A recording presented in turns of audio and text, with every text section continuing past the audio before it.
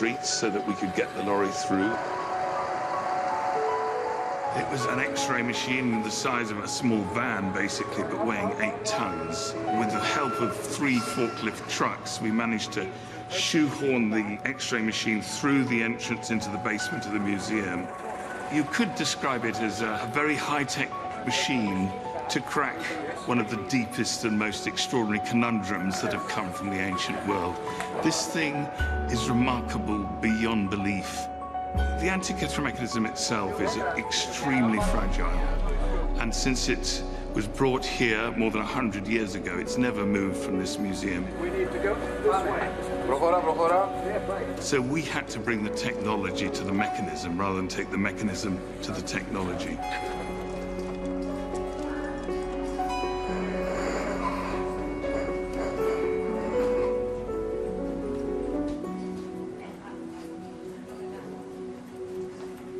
We'd made this huge team effort.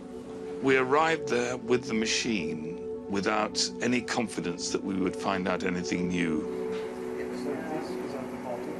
And the way that the technique works is that you put a fragment on a turntable and you rotate the fragment in front of the detector and take maybe 3,000 different X-ray projections. A computer then puts this all together, so you've got 3D X-rays. And when we saw the first image of fragment A, it was absolutely amazing. It was like a new world, really.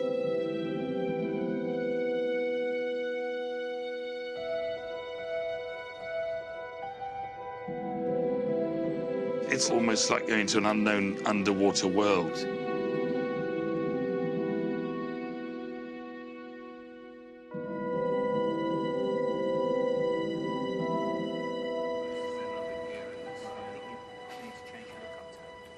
Now we actually had the data to enable us to really tackle this problem of how it worked for the first time.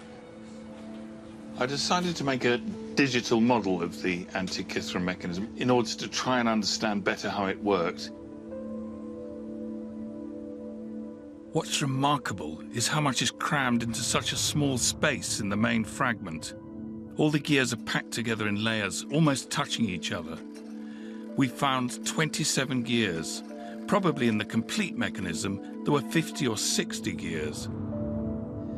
It upsets all our ideas about what the ancient Greeks were capable of. It rewrites the history of technology. It tells us that things were going on in 2nd century BC Greece, which we had no idea about.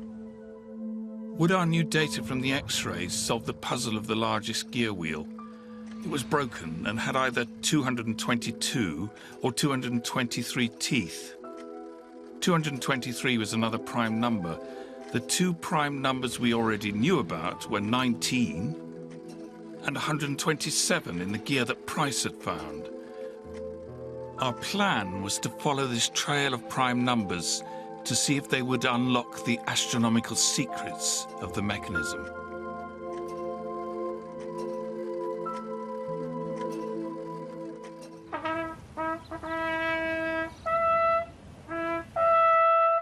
But all this time, the international research team had a rival. Michael Wright had been working in London on the riddle of the mechanism for 25 years. And slowly you get the metal to work round the instrument till it gets nearly symmetrical. Then you can put it on there. Where it's tight, you... Michael Wright makes things, from musical instruments to a working model of the Antikythera mechanism. He was formerly an expert on engineering at the Science Museum in London. Previous research showed the bronze fragments with their gear wheels had once been fitted into a wooden box that hadn't survived.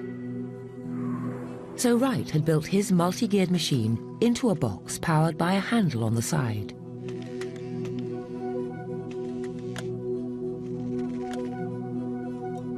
Michael Wright's own model included a radical addition to that of the international teams. Using earlier ideas by Price, he built a very complex and highly ingenious planetarium on the front of his mechanism. It's very obvious there's a lot of mechanism lost from the front of this, which is the big fragment. There was a pattern of pillars on this wheel. It had structure, some sort of structure that revolved like a merry-go-round. And what I ended up with was models of the planets. This is a model of the Greek cosmos, geocentric. You can think of this cover plate in the middle as representing the Earth, and everything goes round it. The easy one to spot is the moon, because that's the fastest moving thing on the dial, and it's the front pointer. The night sky was the ancient Greeks' television. What else were you going to look at night? People were much, much more aware of the sky. The calendar was organised according to the moon. Official positions changed. Debts became payable on the new moon. You had to have a calendar that in some way reconciled the year controlled by the sun with the month controlled by the moon. They're tricky numbers, and they're built into the model. These numbers had to be